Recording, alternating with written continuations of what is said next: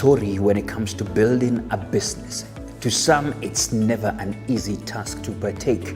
And to some, they have very good stories of how they started from scratch and built their empires to profitability. And that's the reason why Bizna Kenya and MC Moments have partnered to bring you Biz Talks.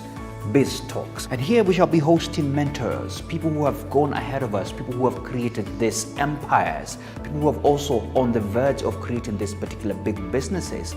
And these lessons will be valuable for you, the business person, for you, the aspiring business person, the entrepreneur, so that at least you can make wise decisions when it comes to building that business. So every Friday at 8 a.m. on all business platforms, that's the Facebook and YouTube channel. Good morning and welcome to Biz Talks. I hope you're keeping well. I know it's July, still very cold, and I hope you're having some cup of Melvins from wherever you are. But before then, we want to get into the subject of the day. And today we're talking big matters. If you see me even taking reference, it means it's big stuff, you know? We're talking about matters, big data, data science, and the risks involved. Yeah, you've been giving your data out. Probably you don't even know where it's going to, but there's a lot of information that you've been shedding out. And people who have become wise are using that to make a lot of decisions, even business-led decisions, data-driven decisions, and the likes. And so today in the house we have Timothy Oriedo, who is the CEO and founder of Predictive Analytics Lab Kenya. I like the name, self-explanatory by itself, Predictive Analytics, and we shall be delving in to help you, especially you, a business person, get to know that you can make data-driven decisions for your even marketing and everything else that you do, and the decisions that you make in your own workplace and whatever you do. My goodness, he's here in the house. So Timothy, welcome. Thank you. Good to see Thank you here. Thank you. Of course, here we recognize that it's cold outside, so we're going to serve you something. And from Very the chest, cold. courtesy of Melvin's. Yeah. I know you popped in. Sure. Did you make a choice? Yeah, from what I'm seeing here, it's exciting to see. I can see. Beautiful. At first, I'd gone with hibiscus, but I think I can have a blend of hibiscus and sweet cinnamon. I like that. I like that. We can mix that. I can see a hibiscus here, definitely. Yeah. And the sweet cinnamon. What color is it? Oh, it's right here. Cool. So, are you going to have it with some hot water or milk? Hot water, Hot water is good, yeah, right? yeah. Lovely. I like the mix, man. Yes. In fact, today I feel like I want to do a double shot as well of something. A blend, huh? Absolutely, absolutely.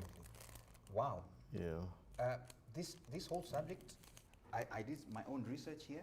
Okay. And I felt, I mean, if you're not getting into this conversation now as a business person, then you're too late because you're just going in blind.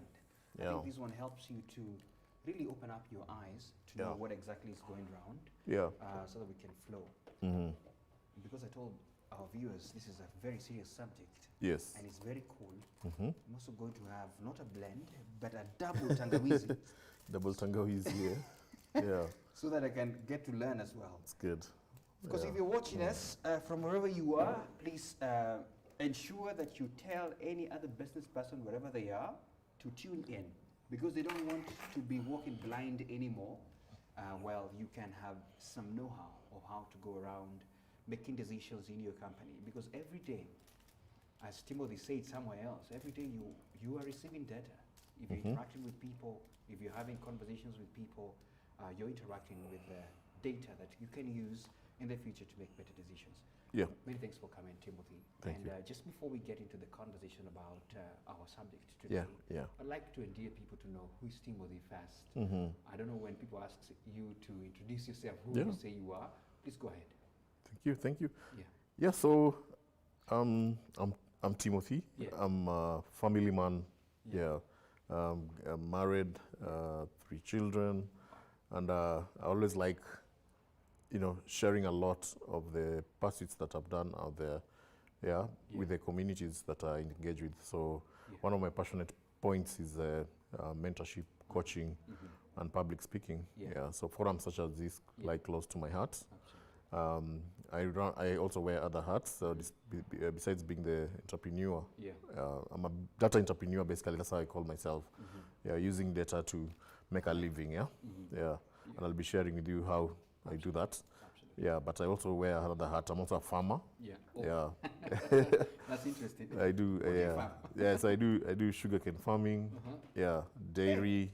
Where is your farm? Is it in Western? Yes, my farm is in Bungoma County. Yeah, that's Yeah. the place where we know sugarcane comes. Yeah, it's a new sugar growing zone. So Okay. yeah, we've been trying to leverage a lot as an investment. Yeah, Absolutely. yeah. Absolutely. Yeah. You know, in Kenya, they say if you're only focusing on one source Mm-hmm. of revenue, then you're not doing well. You want to diversify. Absolutely, absolutely. Yeah, yeah. Okay. I think that gives a very good brief of who Timothy is. And Yeah. I want to get straight into the space that you're in, as you've spoken about. And I love even the name, you know, Predictive Analytics Lab.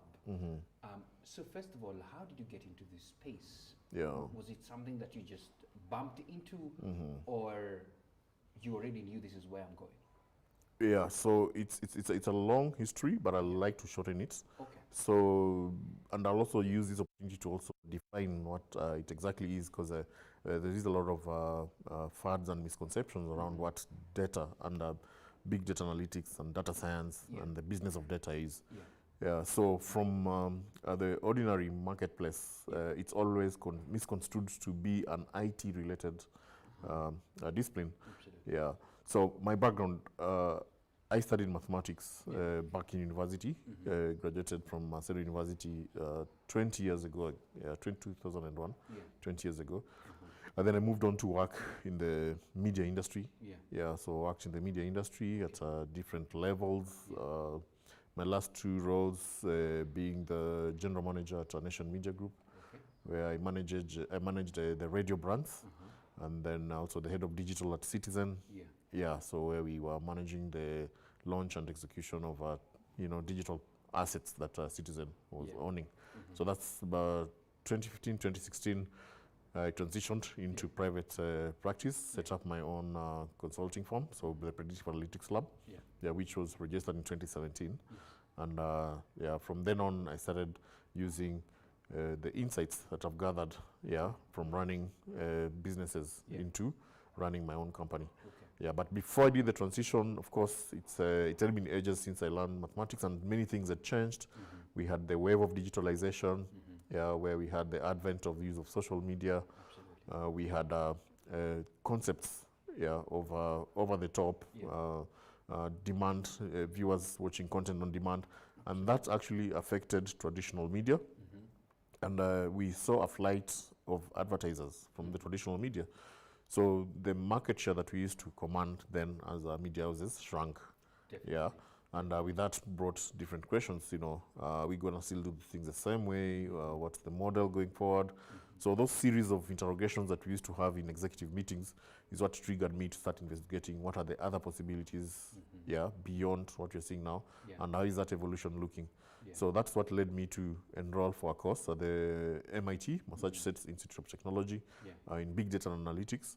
By then, we had maturity. We had reached maturity level in terms of our digital marketing. So we had a lot of digital marketing courses. Google was training guys on how to do the SEOs and whatnot. We had Facebook also training SMEs and also professionals on how to do the placement of ads. But then I wanted something now next. So there's something we call the Gartner Hype Cycle of Technology. So the Gartner Hype Cycle of Technology places technology in different continents. So ranging, it's a wave, an oscillation of waves.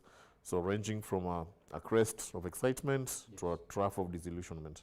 So when new technologies come, they hit a peak, and everyone is going there. It's a crave. And you've seen even in context where the cryptocurrencies have been embraced. It have using the same cycle.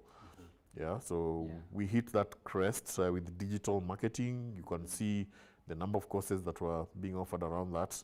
And let me just take you back a little bit, because this is a cycle that's repeating itself. It aligns to what we call the Industrial Revolution. So we had the first Industrial Revolution, which was around using the steam. So that's the era of the Christopher Columbus, Vasco da Gama. If the steam was not powered, Africa would not have been discovered in quotes. America would not have been discovered. So these industrial revolutions lead to discoveries of sorts. And then after the steam, actually the first vehicle was made out of steam. I don't know whether you know it. Wow. It had a huge boiler in the front, using firewood to fire the engine. And the thing will move like almost 100 meters for 45 minutes. Yeah. So the steam engine was critical in laying the foundation of our evolution. Then we moved on to electricity. We had the likes of Tesla, Edison coming up with the innovations, and that started powering businesses to think about innovation. So one of the founders of process manufacturing was Henry Ford. Yeah, the founder of the Ford vehicle that we know it in the early 19th century. Started using modern models in management, creating labor patterns in terms of calculating how much output his employees are having. So this is the early entry of started uses of data in the second industrial revolution. The second industrial revolution also laid the foundation for the third. So we had the aspects of television, we had the radio, we had aeroplanes. So you could see all these gizmos that we considered normal nowadays were not existing before, but they were coming now into use because of availability of electricity. Absolutely. Yeah. So then again we had the third industrial revolution, which started at the tail end of the World War II. And there is a documentary actually on YouTube. You can watch it called the Imitation Game. The Imitation Game. Where there is there's a British scientist, mathematician who helped the army to break the Morse code. So the German were using a code to communicate. So that was the first application of mathematics in a real context of solving problems. So the World War II would not have ended unless this, why not for the algorithm that this guy had created. That's where data came into play. Data came into play, and it was a whole team of guys working with different mathematical algorithms, trying to decipher how the Germans were communicating. Eventually, when they broke that code, it was still another process to see how do they let the Germans know that they have broken the code, but they need to counter them subtly. So at least otherwise the Germans will change the code, and they will know that this guy we've been hacked, so we need to change the code. So there's today there's an honor. So the gentleman was called Alan Turing. The British pound is actually has rolled out a currency in his honor. So there's a new currency with his face. There's also what's called the Alan Turing Prize, which is given in his honor. So that's the early advent of algorithms, and it moved on to the 1960s. The biggest breakthrough at that time was the man landing to the moon. So the first computer that was made on the rocket that went to the moon was as big as this room we are sitting here. And it was as slow as the Ericsson 1080. I don't know whether you were existing those days when you used to have a huge phone, which never used to send an SMS even. The processor of that computer was that slow. And the code was written on paper, and it was actually written by a lady. So that's the evolution. That's how we came. Then we moved on the miniaturization of technology. Another law came into place called the Moore's Law. So every 18 months, technology changes. So there's computer power increases. So from the RAM, what you call basically the RAM. So when the RAM increases, the device becomes smaller. RAM increases, device becomes smaller. So you can see that even what has been happening to the miniaturization of technologies, giving birth to the social media wave, which now is happening in the late 90s, coming into the early 2000s. So the advent of Facebook, we have the advent of the YouTubes, Google, and social media platforms, which again were riding on the crest of availability of internet. And then secondly, the changing behavior of consumers when they're interacting with those platforms. So what was happening locally? So let's again reflect on the same waves. Locally here, we had the colonization happening. We had what we call the flights. There's the flights that were taking Africans to go and study in American and British universities and bring back the knowledge. And so many specialized fields were created then.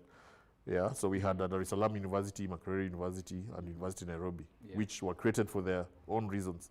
So Makerere University was to train doctors, Dar es Salaam University was to train lawyers, Nairobi University was to train engineers.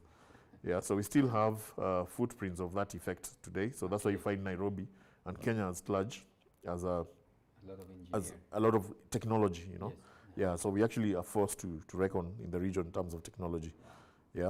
So every new technology needs a skill set to support. So even electricity, you'll be surprised, we used to have an electricity manager when electricity first came. It's the same. There was the manager. Yeah. Now, I can tell you, for example, that when social media came, you used to have social media manager. Yeah. Nowadays, do you hear of a social media manager? So done. everyone, by default, is supposed to know how to manage social media. Yeah. You can even tell from the young ones. We used to go to college to be taught about Microsoft Word, Excel, PowerPoint, and you'll put it on your CV that you're proficient in. You've done this. Yeah. Now it's a basic. If you find someone in their CV written that way, now you'll not take them seriously. Yeah. You're Yeah. not serious. Yeah. Sure. On the business landscape, look at where did ZTech start? Yeah, just tell me, ZTech, where did it start? I think it's just about technology. Yeah, what were they? What was the initial courses they were They were offering? doing MS Word, those things. You know. Exactly. And Yeah. where are they now? Now they're Yeah. a whole university. Exactly. Yeah. So that's what technology does. It evolves, Okay. and then it elevates you now to a level where you are. So that was the third industrial revolution. Yeah.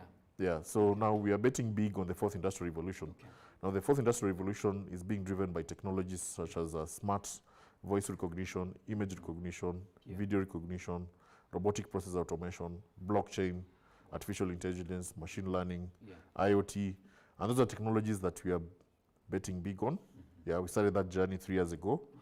We've been developing training programs, first of all, to evangelize and improve the capability and skill sets Yeah. of professionals to work with those tools. Okay. We've also been developing softwares. Yeah. Yeah, so we didn't start training first. We started by developing softwares because I think people feel Acquainted to understand when they see something in action, they'll see, yeah, okay. Okay. But then we had to commercialize our softwares. Okay. So it's, I want yeah, to cut you short there Yeah. because yeah, because I don't want to lose my viewers today. sure. Yeah, But go ahead. I love the history and how you Yeah. brought it up and how we are and why we're here now. Yeah. And the fact that now everybody can recognize, nowadays even Safaricom says for us to identify you, sometimes, you know, my voice is my password, so even voice recognition and all of that, that's Yeah. where we are. It's Yeah. no longer just a pin and all those kind of things. But I just want to take you back now, Yeah. and I want to let my viewers know that actually that you're a teacher and you Yeah, teach yeah. at Strathmore. Yeah. And so that's why I'm also on the spot. Sometimes I'm answering questions, no worries. But let's get to the definition terms. Sure. Because we're talking big data. Yeah. We are talking, data. And somebody is watching and saying, okay, what's all this, by the way? So can we go to the one-on-ones? Okay. Just help us just understand. Now that we're talking about data, because with the advent of what you've said, the history Yeah. that you've said, then a lot of information is being collected. Yeah. Help us understand big data. Yeah. So I can just break it down Yeah. in business terms and then also technological terms. So in technological terms, data is just bytes. Okay. Yeah, zeros and ones. Yes. So it involves encryption of information to be understood by the computer and also stored. Yeah, so you see a lot of simulations when you see data, it's zeros and ones. The way computer communicates is zeros and ones. Yeah. Yeah, so that's the model of computers we're using now. But there is another wave of computers coming called quantum computing that does not communicate in zeros and ones. Okay. So that's the fifth industrial revolution, yeah? Okay. It's coming, yeah. It's But you're not, that's not topic for another day. Yeah, so in business definition, data is a set of evidence about a historical Yeah. happening. Okay. Yeah, so I like using the word information, yeah, to define data. Yeah. Yeah, so when you have a lot of information coming in, yeah, that information forms a piece of insights for the business. Absolutely. Yeah, you've got many pages of business transactions. When you compile them, you compile them and you have certain trends. Those trends inform you about the performance of your business. Okay. So that becomes a piece of insight that you've got. Okay. That insights, if you take action on your insights, that becomes wisdom. Okay. Yeah, so there's a clear demarcation in terms of how information flows into the business. So how does information flow? So it flows in through your, for example, digital assets, Yes. your customer networks, your interactions with the different ecosystems. Maybe if you're in production business, manufacturing, there's a lot of things happening on the ground. Absolutely. Yeah. So you look at the last mile, where you interact with your ecosystem, Yeah. both on the consumer-facing side and then also on the production side. How are you collecting that information? Yeah. Yeah, Okay. yeah, Just for the sake of the same of understanding, yeah, and I think I want to help a lot of people who could be watching and are trying to understand this for the first time. There is the place of the brick and mortar, Yeah. how people just would collect information and store that as data. But now we've gone to the let me use the word machinery level, Yeah. where it's going to collect data for yourself as well, Yeah. that you can use to make decisions. Yeah. And what you're saying is that we have even corporates where they go to the last mile, Yeah. where they're seeing what's exactly happening on the ground, and they can make decisions based on the information collected. Yeah, yeah. From their salespeople, everything Yeah. else down there. Yeah. And that can really help corporates make decisions on maybe where we need to take more of these shoes if Yeah. it's a shoe company, Yeah. and these are the Yeah. shoes are bought more in these other places because of what they're getting from that. Is it? Wow, love it. So Yeah. now, we are trying to understand this. And by the way, let me ask you, because I Yeah. see a lot of these apps coming up, and some of them, I go to the place of installing them and I stop because they ask for permissions to access whatever access. That's also data I'm giving, right? Yeah, precisely, yeah. Information you're giving out. Yeah. So we need to be Yeah, careful when we're yeah. giving that, right? Yeah, yeah. Actually, every time you encounter the word data, just replace it with information. Information. Your life will be much easier and you'll be able to manage the information that you're giving out Okay. a bit better. Okay. Yeah. Okay. Let's Yeah. get now to the businesses. Yes. Because especially startups and SMEs, because there are a lot of people who are watching now on that. Yeah.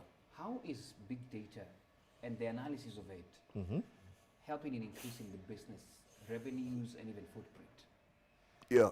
So, in principle, data involves three dimensions. Yeah.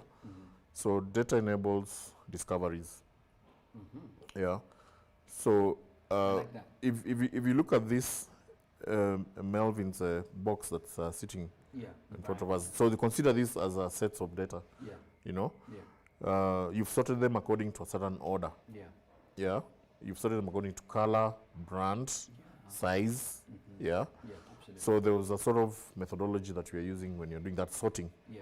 Yeah. Yeah. So that's information big. So in a business also that happens. Yeah. You have information. Can you imagine having this jumbled up in a box somewhere? I do You will not this. have known, I mean, how many Melvins you have which are green, how many are yellow, how many are, and Absolutely. which brands, yeah? Yeah. So that's the same principle that happens. So data is for creating discoveries. Yeah. The first principle is by creating, in business we call them dashboards, Yeah. yeah? But in ordinary language, it's called visualizations. Okay. Creating visualizations help you understand Yeah. and create patterns. So visualization are graphs, yeah, and traditional tools we've been using to create graphs, like PowerPoint, we have Excel, yeah, those are traditional, available to everyone, Yeah. yeah. We have chart, organograms, even doodling using your hand, you can create those, yeah. So the first principle in business is about enabling discoveries to be made. So remove your data from where it's sitting, Okay. apply and arrange it in certain order to be able to make. So the next thing that will happen is, and I think most companies have excelled in that, Yeah. they have licenses they've paid for, they have a consultant who comes and cleans the data for them, Yeah. they have an accountant who will even come and Do the books. do the books and even show them that this is your profitability, Yeah. and even go further and provide for them a management accounting report and show if you continue with this trend, then this is going to happen. Yeah. Now the next part, so for the first part of discoveries, I don't know if they're going to tackle the issue of what needs to be done later or just No, go. actually, just flow with it. Okay. Yeah. So now for the discoveries part, one of the things that needs to happen for businesses is like investing now in these tools and tech. Yeah. Yeah, discoveries. So that's where artificial intelligence comes in to help you Yeah. create discoveries. Yeah. So there's data that you have internally, Yeah. which is now your sales records, your financial records, and any other data that you generate from your internal Which is common assets. for every business. You have Exactly. that information. Yeah, yeah. Then there's data that you need to correlate. Yeah, so the data that will come from outside. So, for example, you want to penetrate a new market. Yes. Yeah, maybe you're a manufacturer of shoes and you want to target a certain demographic, maybe gender. Yeah, and you want to open a new factory. So, say somewhere in Kajiado. Yeah. You know, what is informing your decision? Yeah, so you need to have external data. So there's a True. lot of help on the why Yeah, and what's informing you Yeah. from the data that has been received. exactly. So Yeah. for someone who wants to start such a business in Kajiado, Yeah, he needs to get some data from Kajiado somewhere. Somebody Yeah. who has stored that data, right? yeah. So for example, the Kenya Census data has got very rich information about our demographic distribution, Yeah. gender, age, Yeah, and also the what you call the poverty attributes. Yeah. So economic index. So we have divided every sublocation according to the economic propensity. Yeah. Even looking at how many Mabati houses are in one sublocation, Okay. that data is available. How many mobile phones are in each sublocation, that data is available. Okay. Yeah, so we want to encourage businesses to start creating discoveries using those kind of data. Okay. Yeah, so All that's right. the first step, discovery, data discovery. first. Yeah, yeah. Okay. Yeah. My goodness, and I hope you're taking those. If you're there and you have any questions, please feel free. I'm also on the learning seat, so feel free to, get to learn because, and Timothy, we're going to get practical because I will throw in a business here and it will help us see how we can, using data, navigate through, especially on the marketing angle of it. So we are talking about deploying data, and so once you have this data, for example, like we have given an example, the question is how do you deploy now these solutions to your business? Is there a relationship now that you've discovered this? How do you deploy that? And maybe I am not really aware. Okay, I've gotten the data. I have some data information that I've received. How do I now implement this into my business? Yeah. Yeah.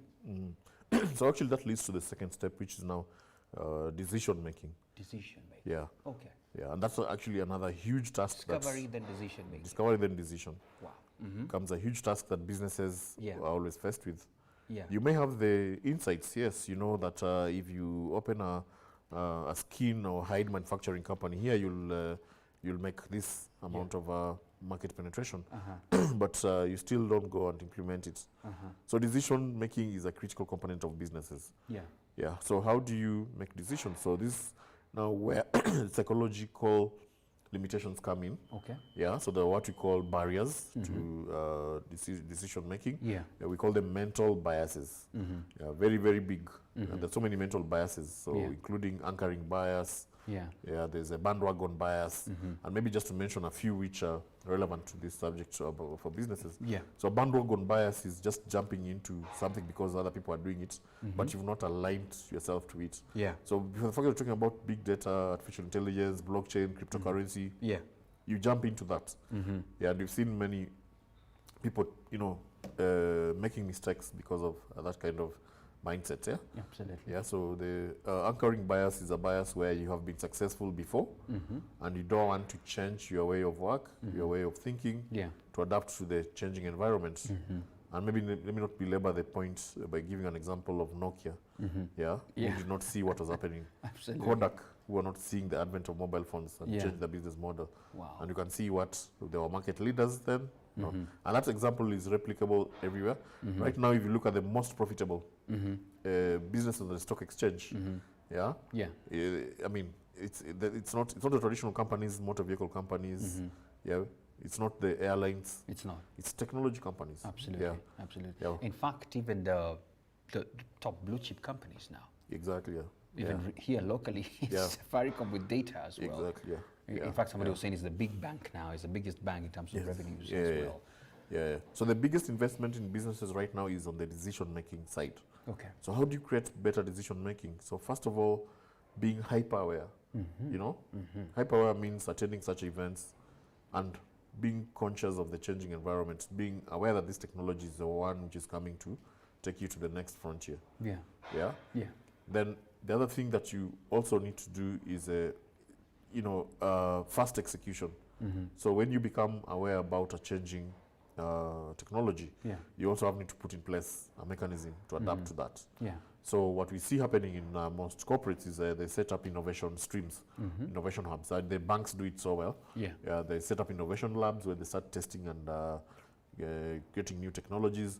They work actually with universities. Yeah. Because most of this knowledge comes from academia. Yeah.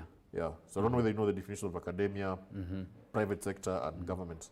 Okay. So academia is institutional. Academia looks in front. In front. Academia comes up with technologies. When people write their thesis, they always told, can you create something that has not happened before? Okay. Yeah. So for you to challenge your PhD thesis, you have to create an innovation. Something new. These technologies that we're talking about today in big data analytics were existing in the 60s.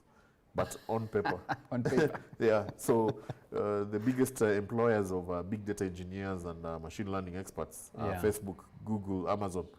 The heads of those departments are 60, 70-year-old professors. goodness. This knowledge they had.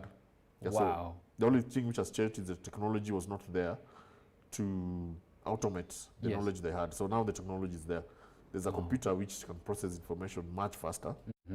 So the mathematical equation they developed can be processed within that. Very fast now. Yeah. Then for businesses, so academia is about forward. Businesses is about today. Today. And that's also another mental bias. So businesses don't want to waste their time in the innovation. They tell you, I need to make profit this year. Yeah. I need to sell. Yeah. Yeah, so they are very impatient. Yeah, someone wants to work on something today and tomorrow it's making money. Definitely. Yeah, so but then in this field, that's not how it works. It's some threshold of patience. Yeah. Yeah, it's organic, like it grows slowly and then reaches a point. I like using the bamboo example. You know how bamboo grows? Absolutely. It takes some years Yeah, before yeah. it sprouts. Yeah, then when it sprouts within 7 months, it's gone. up. Huh? Yeah. Yeah. And then the government on the other side lags behind. The government waits for something to happen, Yeah. then they'll come and regulate it. Yeah. It's still like the Like they do it with the tax and stuff and all no, the those. cryptocurrencies. Oh, yeah. So they'll let guys lose their money there, get hit a bit. Then they set up a commission of inquiry. They'll come investigate. Now, why was this happening? Now, can we set up a task force now too? So it's just by default that's how the world order. Yeah. So academia, businesses have to work closely with the academia. Yeah. Yeah, and that's why some programs at Strathmore Business School help address and bridge that gap of knowledge to businesses by bringing a lot of this innovation to the front of business applications. Okay. Yeah. So I'm going to just throw in questions that are coming through my head as you're speaking. Yeah. Paint for us a picture, because in Kenya we boast as one of the leaders in Africa when it comes to matters infrastructure like internet. Yeah. And even penetration of all these techs that we're seeing. Yeah. And I like the fact that you said even from the advent we were almost poised to be the leaders because of the university that we have here and how it was founded. So paint for us a picture, especially for me as a business person, to know that hey, I need to seriously start thinking about embracing data analysis for the success of my business. Yeah. So help us out. Where are we? Yeah, so I'd like to move to the next one because now I told you there were 3 dimensions. Oh, there were for 3, data. absolutely, yeah. So there now was I'll answer discovery, your decision question. making. Yeah, so Yes. what do you think the third one is? After making your discovery, then you make your decision, what should be the next one? Mwalimu, I don't know, is it It's implementation or money? Now, dividends. Oh, okay. Yeah, the reason why you're sitting So in they're this all building- D's, right? Yeah, the reason we're sitting in this building is about dividends. You want to? I You want love to make this. money. So there are Okay. 3 Ds, yeah? Yeah. Yeah, so data to discovery, Yeah. data to Decision making. decisions, then data to dividends. Absolutely. At the end of the day, businesses need to make money. And That's the bottom line. that's the bottom line. Yeah. So the reason that businesses have to make data their business is because of the Yeah. dividend. Yeah. Yeah. And how is this driven? So either you're using data to reduce your operational costs or you're using data to grow your revenues. Yeah. Yeah. To know where to go and sell what. Exactly. Absolutely. Which market do you expand to? How do you innovate? How do you vary your product? How do you do your pricing metrics, the pricing margins? Yeah. So using modern tools such as dynamic pricing. So I like to see the price of tea vary depending on which market it is. Yeah. Yeah, even depending on the time of the day. Yeah. So we still are doing many things traditional. But if you look at the airline industry, which is demand and supply, yeah. If you look at modern business platforms such as Booking.com, Airbnb, how they've been able to disrupt the hotel industry is by having dynamic booking. Yeah. So you have a surge in demand for a service or product, the price goes up. Okay. If there is a Low decline, demand, the price goes down. Absolutely. Yeah. Absolutely. So those are the kind of infusion of data into businesses that is helping inform the models, new models that businesses are starting to run with. Okay. Yeah. I love this. Discovery, decision making, and dividends. Yeah. And if this is all embraced, because the last thing definitely is the bottom line of any business. Exactly. Yeah. Definitely you want to see the money coming in. So back to my question. Yeah. Paint for us a picture of where we are here in the country and why anyone doing business and looking forward to going big needs to seriously think about data and data analysis. Yeah. Yeah. So of course Kenya's had a breakaway. Yeah. It's been able to break away from the rest, especially because we had a very good leadership, a stable economic environment, and also an enabling technological space to be able to innovate. Yeah, so we have M-Pesa here, which is already gone global. Yeah, you can see how we've been able to create that. Yeah, so just leveraging on that and then looking at the penetration of the internet. Yeah. Yeah, we are among the country with the highest internet connection speeds. Yeah. Yeah, and this is not just in the urban areas, but also in the rural areas. So there's higher internet penetration. Smartphone numbers are growing. Connection to social media platforms are growing. Yeah. Yeah. So what does that mean? So in this evolution of data, data is on the third tier. So the first tier is digitalization. Yeah. Where you transform from analog to digital. We've fared so well in that. Yeah. Yeah. So the same way you had the first industrial revolution, to second, third to fourth. Yeah. Also, we have to evolve. Yeah. You cannot you cannot have data to analyze if not digitized. Yeah. So Yeah. can you imagine if you're still talking on the phone booth?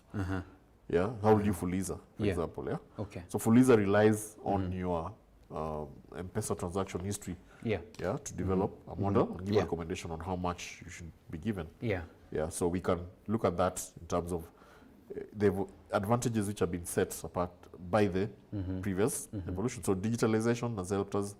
We have websites. Yeah. Our websites can carry information.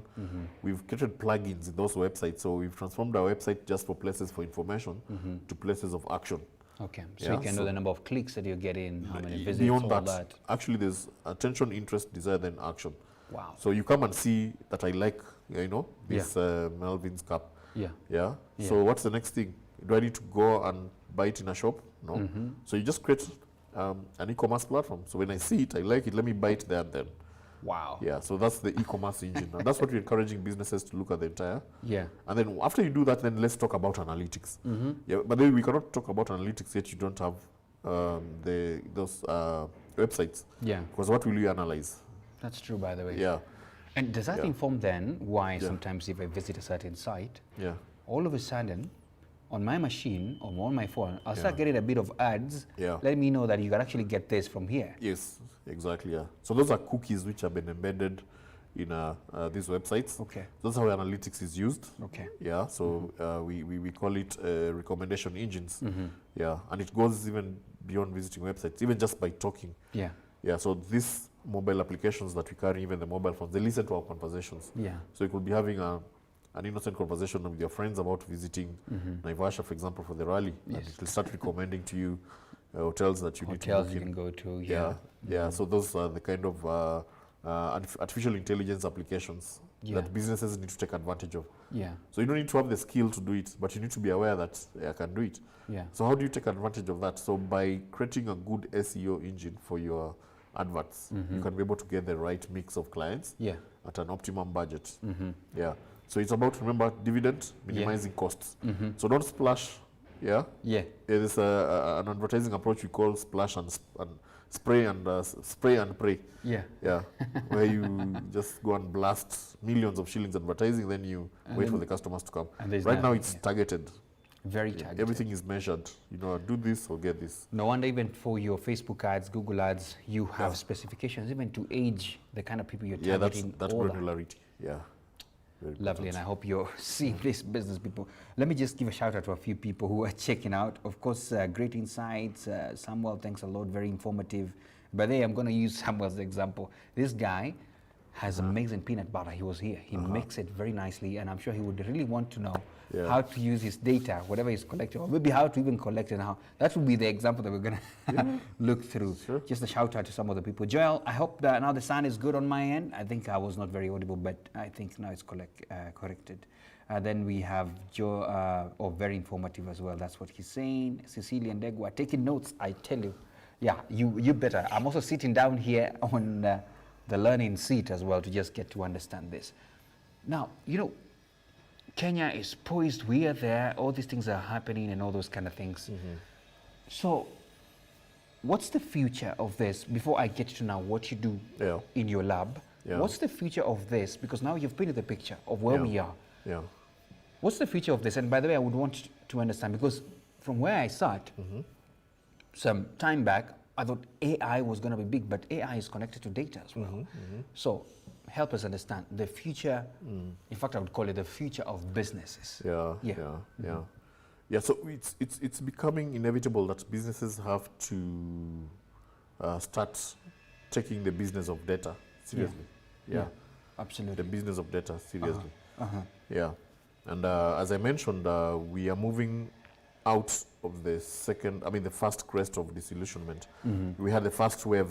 So this first wave of excitement is always driven. You'll see the number of conferences around. Yeah. So conferences do help in evangelizing, yeah? But they do very little in terms of heavy lifting. Some of those things you learn in conferences, you're not able to apply because it leaves you what we call high and dry. Yeah, you're very excited. But when you go back to the business, there's no support system for you.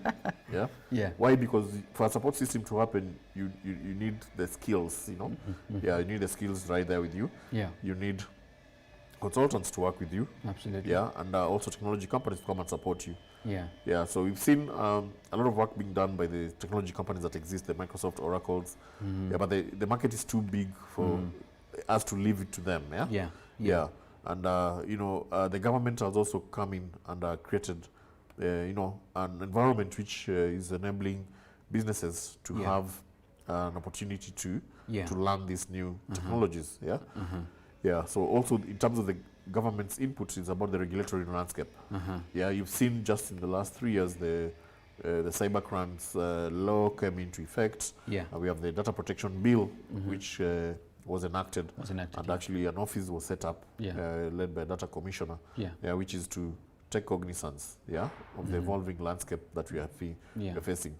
Now, businesses will be required to do data audits, to just declare to the government how much information they have, and how much of that information of their customers, do the customers know that they have that information. Okay. So that's how serious it's going to be. Wow. So the same way we were doing our tax returns, the deadline was 2 days ago, yeah? So in the future, business will also be doing the data audits. Yeah? Wow. Yeah. So it's inevitable that businesses have to take the business of data seriously, given the seriousness it deserves. Yeah. Yeah. Whether it's voluntarily or as a regulatory requirement. Yeah. Because as we gravitate towards digitalization and using of digital tools, it's inevitable that we're going digital first. Yeah. And this gravitation has just been lent more impetus by what we call COVID-accelerated digital transformation. Yeah. We are working more at home. We've done more virtualization in the last 6 months than ever before. Yeah. You've seen the value of companies which are driven by technologies for, just having quantum leaps in terms of the evolution. Yeah. Yeah. So it's inevitable. We're not going to go back again. So if you look at the third, if there was someone who was still struggling with the automation, like he doesn't have an email, like he doesn't need a laptop at work. Now, you have to have a laptop because you're working from home. So there's no one who's still in the second to third revolution. Yeah. So people have digitized. Okay. Now with this digitization, what we call the breadcrumbs, digital breadcrumbs. So every time you interact online or digitally, you're leaving trails of information behind you. Wow. Now that's what fuels big data. Wow. So without that trail, we'll have not enough information. There'll be no enough data. But now we can analyze information based on a lot of interactions with people online. Yeah. So that's good news for us. So the future is because of virtualization and the push towards digital interventions. We have a lot of data to analyze, so more solutions for us. Technically, when you develop predicting models, the more data you feed into a predictive model, the more accurate it becomes. Yeah. So you know what that means. You have more data, you have more accuracy. Yeah. Yeah. So we're just starting, but we're going to see a lot of innovations coming. Yeah. Yeah. In Kenya, one of the examples that I like sharing is the Kakamega twins. That is data at work. Yeah. Wow. Facebook has got those facial recognition algorithms that help people match. That when you go to your timeline, it recommends that you know this friend. Yeah. So those two girls will never have known each other, why not for Facebook's algorithm? It matched there. There's an algorithm called the digital geometry for facial recognition. And so that looks at the size of your nose, your eyes, and then says, this could be. And that's what happens when you upload someone's photo on Facebook, your friends, it auto tags them. Yeah, I've seen that. Yeah, and they're like, hey. Yeah. Yeah. So that's how data is used. Yeah. Okay. Yeah. Okay. Yeah. So you can see that Kakamega Twins one really is a good example. Yeah. Can I ask you this? Because it just hit me now. Yeah. Remember this Huduma number? We give a lot of information to it. Yeah. And then I heard there was some leakage. How bad is it? Yeah, so I'm not in a space to comment about that, but I think the government has got its own mechanism of addressing leakages, and that's why the Data Protection Act is there. Okay. just the other day, and I can talk one that's information that's publicly available. Yeah. You know, there was a political party that was sending people SMSs Yeah. that you're a member of this political party. Yeah, so the Data Commissioner's office is already busy. you Yeah. know. Yeah, it's already Wow, busy, it's already busy handling checking that it out. issue. Yeah. Okay. Yeah, because Wow, lovely. Yeah, because people are saying, how did I even join some other places? yeah, because you and see all what that? happens when I walk into this building. I Yeah. left my details at the security. Yeah. So you don't know where that where that book book will goes end to. up. Yeah. Speaking of which, some it's not here, but Yeah. some other places, Yeah, yeah. that book is full of contacts and all those kind of things. It does. It That's always is. valuable information. It always is. Yeah. I would So not those say are- what people do. Yeah, so those are the kind of sensitivities that we want to tell businesses to be conscious about. Yeah. How do you anonymize your customers' information? Because you're going to be liable to pay a fine by Yeah. court Yeah. if a customer accurately claims that you infringed on the information. You took the information to use it for Yeah, yeah, yourself. yeah. Goodness Lord. Now, I want to move to a little bit of getting practical. Yeah. And of course, definitely we'll talk about your lab. Yeah. Let's talk about my guy, the example I gave. I want to just jump in because the question for me would be where should startups and SMEs begin? Because I Yes. am running an SME, I make very nice cups. Yeah. Let's use the peanut butter example. Samuel makes amazing peanut butter. He's struggling to probably scale up, stuff like that. And I know I'm jumbling this question to you, but I want to throw it to you, know how to answer it out. Yeah.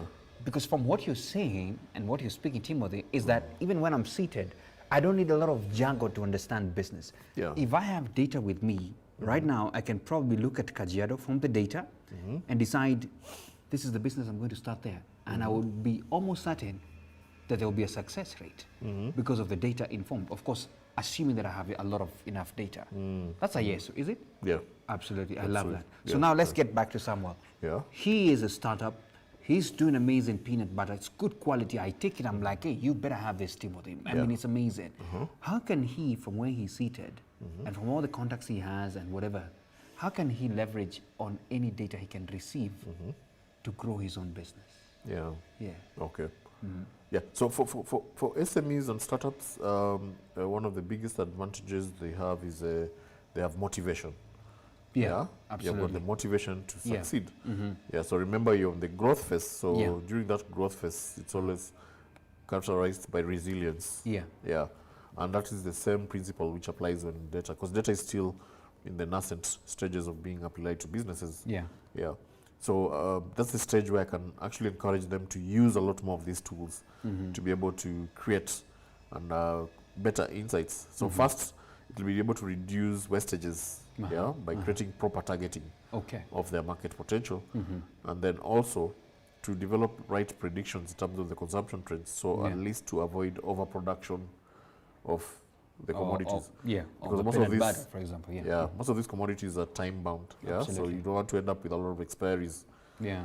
You also don't want to expose your commodities to counterfeits by overproducing, and you don't have to keep track of what's happening out there. Yeah. Yeah, yeah. So one of the things we do for businesses is to be able to create models. Yeah, so you already have been in business for some time, so you have some existing data. So we analyze the existing data, and we're able to mine data in terms of the attributes of those existing customers, and then now we go and map it to another larger data set of other existing customers. Then we look for similarities. Okay. Your loyal customers, what are their attributes? What are their likes? Yeah. What are the, in terms of age, behaviorally, regionally, where do they find them? What time of the day do they possess the product? Yeah. Now when you go and map it on a new data set, you'll separate the chief from the chaff. Wow. So that's how you do targeting. Then And you'll be able to now get more related people who want to Exactly. buy your product. profiles, yeah. Because they say the data doesn't lie. Yeah? Yeah. Same, yeah. So, you know what you're saying, Timothy? You're killing the billboards. Anyway, I'm just saying.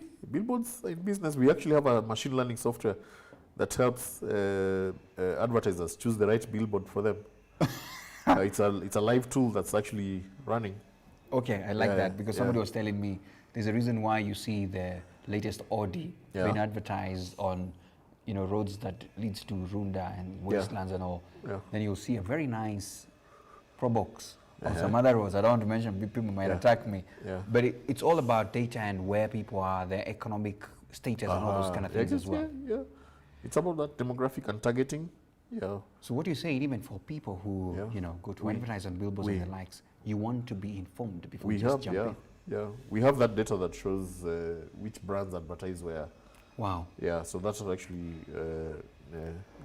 mimics or resonates with the demographic of that place. Okay. Yeah. This is now making sense a lot for me now. Yeah. Predictive analytics. Yeah. Let's talk about your lab now. Yeah. And of course, I know in the bits you've mentioned what you do, Yeah. but let people know, because probably somebody's saying, okay, that's important. So where do I see you? Where do I get you? And we're telling them it's at Predictive Analytics Lab. Yeah. And what do you do there for them? Yeah, yeah. So thank you for that. So Predictive Analytics Lab was primarily founded against a backdrop of providing tools and interventions to help businesses. Yeah. So we purely founded ourselves for the sake of businesses. Yeah. Yeah. To help them make sense of their data. Yeah. Yeah. So how do we do that? So we do that through softwares. Yeah. So we develop softwares. Yeah. And I'll be breaking down softwares. We run training programs. We develop data strategies. Yeah. And also we do data analysis itself. Okay. Yeah. Okay. So if I go back to softwares, so we develop softwares using machine learning technologies. Yeah. Yeah. So the example of the softwares that we have is the one I'm telling you. Yeah. That helps advertisers and business people locate the best location for their shop. For their shops. Wow. You can go to that app. I can give a link they can download. Yeah. You can use it. Yeah. Yeah. So you can download an app and you go and take a photo of a building where you want to open a shop. Yeah. And we have a list of businesses that we've put on that dashboard that can recommend. Yeah. Yeah. Okay. What businesses you can put in that place. So you depending on what you want, a kiosk, you want a garage, you want a barber shop, you want a salon, a bar. Yeah. Just choose it. Yeah. Then upload the photo. And then the system will tell you the viability of that area to that business. Yeah. Wow. In terms of it pulls data of existing businesses. Yeah, they're right there. So we've been able to embed algorithms from Google Maps. So if you put a bar, it will show you how many bars are around there. Wow. And there's some businesses, we call this location intelligence. So there are businesses which thrive when you have other businesses around. Yeah, that's true. And that's why you have the beer belts. Like a hotel needs a place where people can come and eat. No, like for example, you go to Kirinyaga Road, you find garages. Oh yeah, garages are there. You go to Kenyatta Market, you'll find salons.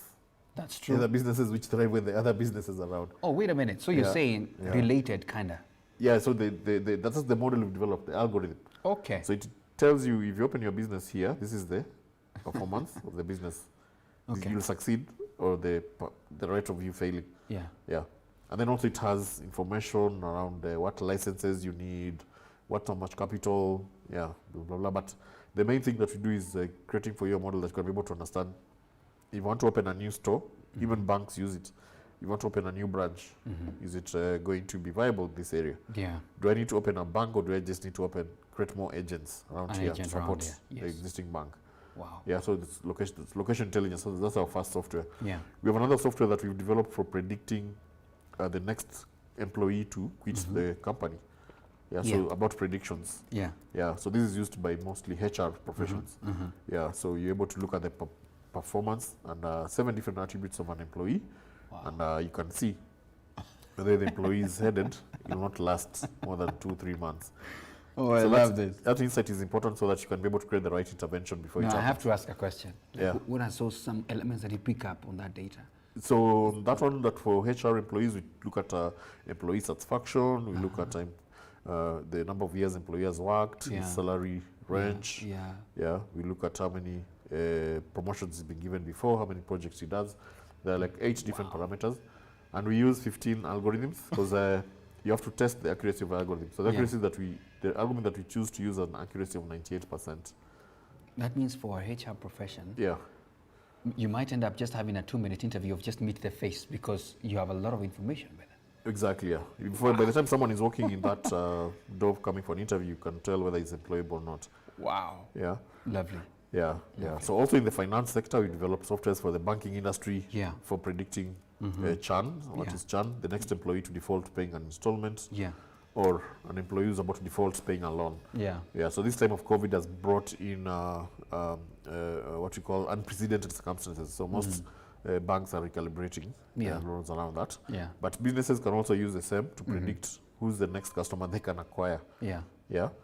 Yeah. So in principle, our softwares are doing what we call predicting and preventing. Traditionally, what businesses have been doing is detecting and repair. Yeah. So you'll be able to analyze data in hindsight and say, my performance last year was because of this and this, and I think I did this because this happened. I lost 2 salespeople, yeah, or my shipment delayed from China, so I didn't produce on time. So you try to give reasons after things have happened. Yeah. But now with our softwares, they pick up, they don't look at the hindsight, they look at foresight. So you feed it with data about your previous performance, and it will produce for your model, looking at the pattern that you've been performing and say, if you continue this trend, this is what is going to happen. Yeah. Yeah. So now your work as a business entrepreneur is to focus on what's going to be happening in the future. Wow. Yeah. So the data is as good as the information that comes out, because now as a business person, remember this decision part. Absolutely. You Yeah. make So decisions you want based to on play a this. bit more part on the decision part. Yeah. Yeah. So that's what sets apart leaders.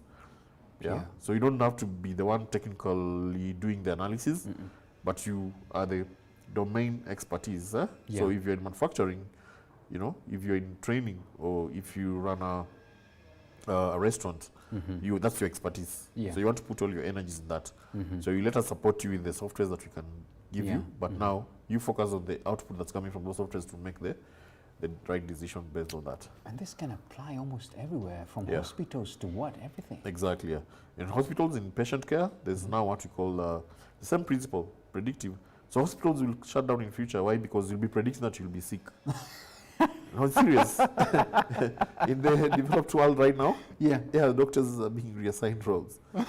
The kind of curriculums being taught in medical schools is quite different. Wow. Yeah, it's about predicting. Now, just look at the way COVID is being analyzed, yeah? True that. It doesn't help to analyze data for yesterday. It's about predicting the waves. And these lockdowns are there to prevent, you know. Yeah, the further. upsurges and all that. Yeah. So healthcare is changing, yeah, Wow. from curing to prevention. Wow. Yeah. So I think that's philosophy. That's like the future, man. Exactly. That's philosophy is what we're trying to talk about here. Yeah. Wow. Goodness, Lord. Yeah. So the second thing that we do is training. Yes. Oh, yeah. Yeah. So training, we have 3 verticals of training. Yeah. So we train you in technical skills. Yeah. You'll come. We train you with particular softwares that you use for data analysis. Yeah. Yeah. Our courses are certified by NITA. Yeah. And as I mentioned, we also have a lab in the UK, where we are also getting certifications certified by the UK. These are global certifications, that you're able to do at the end to show. We'll give you certificate of participation, and then certificate of competency. Certificate of competency based on the exams that you'll have done. Yeah. And why this is important is because in these technologies, we are seeing still different people doing courses online, you know. So we still are just seeing local universities developing curriculums for this. Yeah. So we still don't have local graduates. So we'll be trying to fill that talent gap by providing those training programs. Yeah. To be able to fit into what the traditional skills have been. Yeah. So there's what you call career decay. Yeah. So there's some careers right now which are quite redundant. There's even a tool that we use to analyze how long you still have with your career, and the results are quite varying. You've got roles which are called rule-based laws, such as accounting, that have got a higher decay rate. To laws which are human-facing, such as nursing, that have got a more longer, lengthy. Because as we talk about fourth industrial revolution, it's about robotic automation. So we are seeing softwares and robots going to take over other jobs. So the jobs which are gone, and they're going completely. Never to come back, but there are jobs which will be created, and those are the jobs which we are focusing on as a lab. So we train businesses as well. We train professionals. So we have programs for HR, programs for finance, programs for marketers. And also that's the professional vertical. And then the last vertical is industry vertical. So we have programs for banking industry. We have programs for the healthcare industry. We have programs for insurance sector, manufacturing sector. So we design programs, and we've partnered with the professional bodies, for example. We've partnered with ISPAC in the past. We've partnered with the IHRM for HR in the past. For the industries, we've partnered with the Kenya Association of Manufacturers to develop training programs for manufacturers. And the partnerships are still open. We're still open to partner. To be able to create and you're also knowledge. not just local. Yeah, no, actually, our biggest client base is from across Yeah. the region. Yeah. Yeah, so we have an active lab in Johannesburg in South Africa. We have Wow. another lab in Johannesburg. I mean, in the UK, Yeah. fully registered. Yeah. Yeah, so our programs run across. We have clients in Uganda, Tanzania, Rwanda, Zimbabwe, Namibia, and actually COVID just helped open up. More So yeah, opportunities, yeah. so we have no restriction in terms of where we can reach. The same problems that businesses are facing locally are the same problems They're facing outside yeah, as well. yeah. Wow, lovely. That's a lot of credibility right there. So, question, I'm just going to shoot it as it is. Eh? Yeah. Somebody's asking, how can I join? Yeah, tell us, okay, how can I join predictive analytics? That's the question. Yeah, yeah. So I think they're asking maybe how to join the lab. I'll join. Yeah, okay. Yeah. Yeah, so we can just go to our website, www.predictiveanalytics.co.ke. Okay. Yeah, then you find the place there where the courses that we offer. Okay. Yeah. All right. Yeah, you can also send us an email. Yeah. And then we'll be able to respond to you. The email is on the website. It's on the website. So Yeah. please visit that www.predictiveanalytics.co.ke. CO.ke. Yeah. Lovely. And by the way, this is just, it's open for anyone, is it?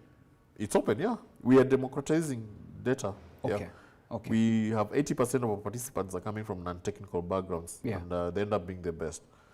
Yeah, so... Can I ask you this question, because you mentioned it, the one for location intelligence. Yeah, you said yeah. it's just there. Yeah, we've Is had time, it- we could have done a live tool. You could see where those participants are watching from. Yeah? I know. You can see on a dashboard. It's quite You exciting. have an to see. HDMI cable. I wish you had one. I would have already done it and then sent it there. Yeah, But not worry. yeah, Next time when you're here, we shall do it right Sure. live. So another question here. What's the biggest areas of opportunities for data science students and practitioners? Yeah. So the biggest areas of opportunities are in consulting. I know Yeah. you may want me to tell you about employment. Employment is always there, but I think we have the tricky thing about data science is you automate yourself out of your job. Yeah. Yeah. So you cannot be a data scientist and work in a place for more than 1.5 years. You automate yourself out of it. Yeah, yeah. If you're really genuine about what you're doing there, Yeah. you automate. You You may create a not script feed. that does your work. Yeah. Yeah, so the biggest opportunity. But then the biggest industry is employing right now is telco sector. Yeah. The telco sector has huge volumes of data that they derive from Yeah. their customers. That's true. Yeah, voice, images, transactional data. You can just see Safaricom and look at the mobile phone. It's amazing. The kind of I data know they even the generate. apps and what they're doing now. Yeah. Yeah. Yeah, and then the other second sector is the banking industry. So Yeah. the banking industry has got also a huge appetite Yeah. for their biggest appetite is on reducing risk. Yeah. Yeah, reducing risk of loans. Yeah. Yeah, so they're always building models that can predict Okay. about churn or credit scoring for loans defaults. Uh-huh. And then the other industry also is retail. Yeah, so customer acquisition. So data scientists have a lot of work to do in those industries. Yeah. Yeah, so if you are planning to acquire those skills, you're definitely guaranteed of opportunities. Yeah. Yeah, Yeah. yeah. It's really, really a good place to be in right now as a profession. Okay. Yeah. Okay. Yeah. Let me just read this as it is. I know Sure. it may not be related, but anyway. Yeah. Stephen Zioka. I'm a student at Muranga University taking entrepreneurship and small enterprises management. And I've found myself giving people many business solution advices. How can I turn that into a business? I don't know whether you can advise the student. Okay. Yeah.